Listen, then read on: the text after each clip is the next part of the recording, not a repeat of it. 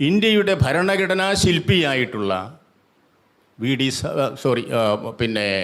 ഭീംറാവ് അംബേദ്കർ എന്ന് പറയുന്നത് ഒരു മഹാ ഇതിഹാസമാണ്. നമ്മൾ നോക്കൂ, ഇന്ത്യയുടെ മൊത്തം പോപ്പുലേഷനിൽ ഏകദേശം 20% ആ സമയത്ത് 36 കോടിയാണ് ജനസംഖ്യ. ഏകദേശം 7 കോടിയോളം വരുന്ന ജനത, ആ ജനതയെ സംബന്ധിച്ചിടത്തോളം ഉദ്ധരിക്കാതെ അവരതേ നിലവാരത്തിൽ തന്നെ നിന്നാൽ അവർ ബ്രിട്ടീഷുകാർക്ക് വേണമെങ്കിൽ അവരുടെ കയ്യിലെ കളിപ്പാവുകളാക്കാം, ഇസ്ലാമിന് കളിപ്പാവുകളാക്കാം. അങ്ങനെയുള്ള ആ ജനതയെ ഉദ്ധരിക്കണമെന്നുള്ള കാര്യത്തിൽ കോൺഗ്രസ്സിന് യാതൊരു താല്പര്യവും ഉണ്ടായിരുന്നില്ല.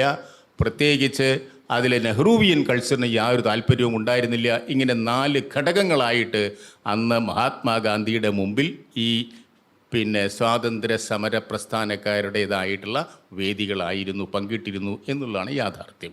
1 സാവർക്കർ, 2 പട്ടേൽ, 3 BR അംബേദ്കർ, 4 നെഹ്റുവിയൻ കൾച്ചർ.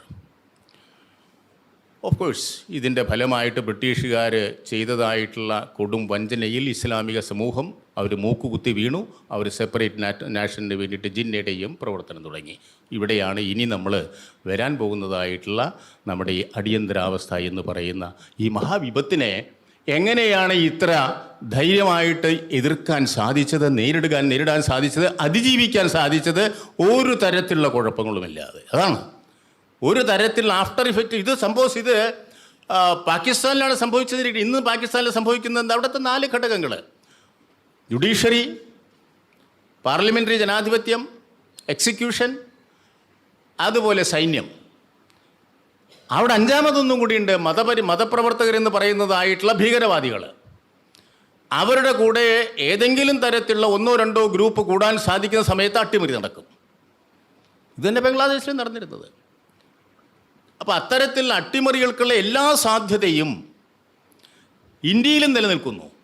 പ്രത്യേകിച്ച് അടിയന്തരാവസ്ഥ പ്രഖ്യാപനത്തോട് കൂടിയിട്ട് രാഷ്ട്രീയ സ്വയംസേവക സംഘത്തെ നിരോധിച്ചു. അതിനെ ബാലൻസ് ചെയ്യാനായി ജമാഅത്തെ ഇസ്ലാമിയെ നിരോധിച്ചു. മറ്റ് പല സംഘടനകളെയും പേരിനൊക്കെ അവരെ നിരോധിച്ചു എന്നുള്ളത് ശരിയാണ്. പക്ഷേ target only with R S S. അത് തന്നെയായിരുന്നു അതിൻ്റെ അക്കിലീസ് ഹിൽ. അതും അത് തന്നെയായിരുന്നു, വേറെ മറ്റൊന്നുമല്ല.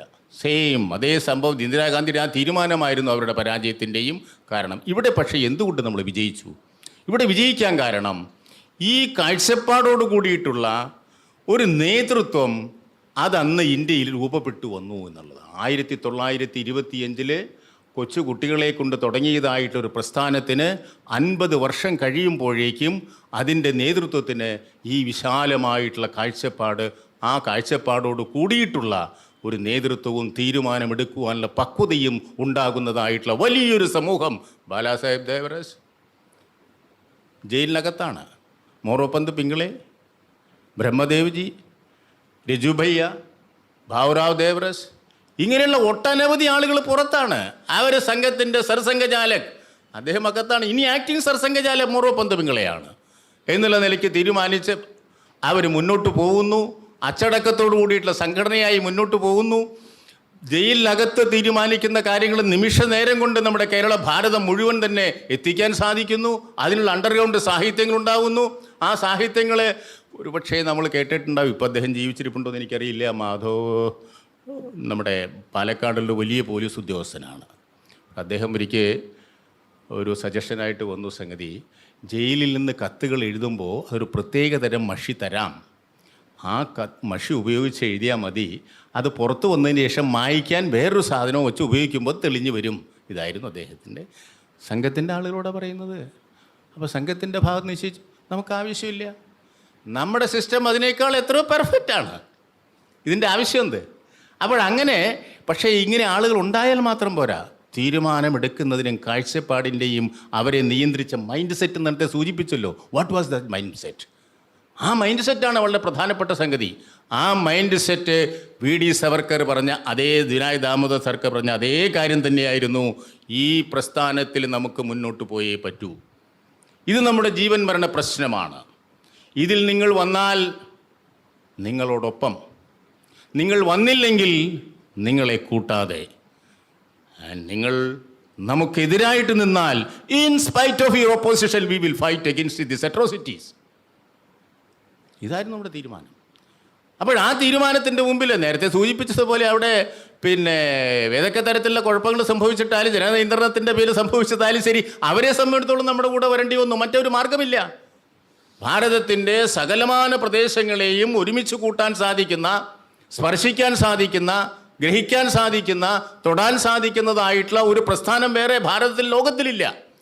രാഷ്ട്രീയ സ്വയം സേവക സംഘം ആ സമയമാകുമ്പോഴേക്കും അവിടേക്ക് വളർന്നു എന്നുള്ളതാണ്. അതും ഏതെങ്കിലും തരത്തിലുള്ള രാക്ഷസീയ ചിന്തയോട് കൂടിയിട്ട് നാളെ ഇന്ദിരാഗാന്ധിയെ കശാപ്പ് ചെയ്ത് കളയാം സംഘം ചിന്തിച്ചില്ല. മറിച്ച് എന്തായിരുന്നു സംഘം ചിന്തിച്ചത്? നേരത്തെ സൂചിപ്പിച്ചു, ഒട്ടനവധി പേർക്ക് കിട്ടിയതാണല്ലേ 20ഓളം 17 20ഓളം പറയുന്നതായിട്ടുള്ള പ്രത്യേക മർദ്ദന മുറകൾ ആ ഓരോ വ്യക്തിയുടെ പേരിലും ഏറ്റവും കൂടുതൽ നടന്നത് കേരളത്തിലും അതുപോലെ തന്നെ ബീഹാറിലുമായിരുന്നു എന്നാണ്, പഞ്ചാബിലും നടന്നിരുന്നു. അപ്പോൾ ആ മർദ്ദന മുറകളൊക്കെ അവരുടെ മേലെ അടിച്ചേൽപ്പിച്ചതിന് ശേഷവും സംഘത്തിൻ്റെ ഭാഗത്തുനിന്ന് ഒരു തീരുമാനം ഉണ്ടായിരുന്നു.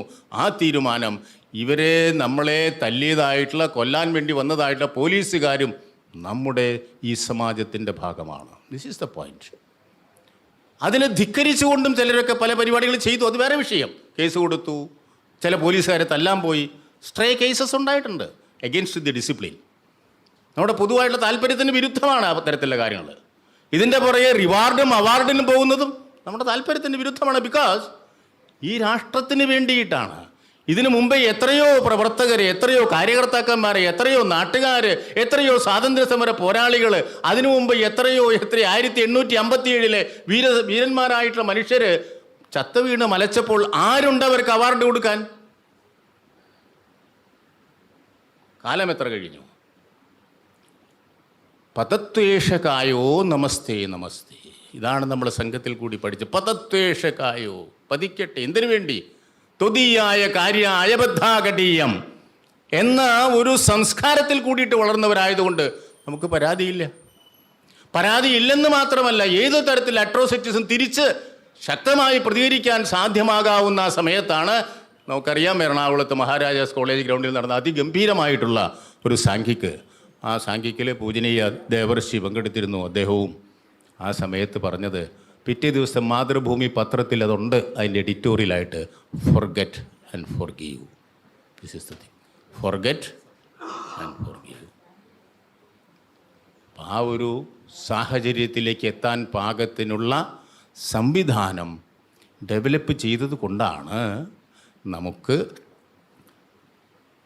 അടിയന്തരാവസ്ഥ എന്ന് പറയുന്നതായിട്ടുള്ള ദുർഭൂതത്തെ അകറ്റുവാനും പകരം രാഷ്ട്രജീവിതം സുഗമമായി മുന്നോട്ട് പോകുവാനും സാധിച്ചത് എന്നത് ഇനിയും ചരിത്രത്തിൽ വേണ്ട രീതിയിൽ വിലയിരുത്തപ്പെട്ടിട്ടില്ല.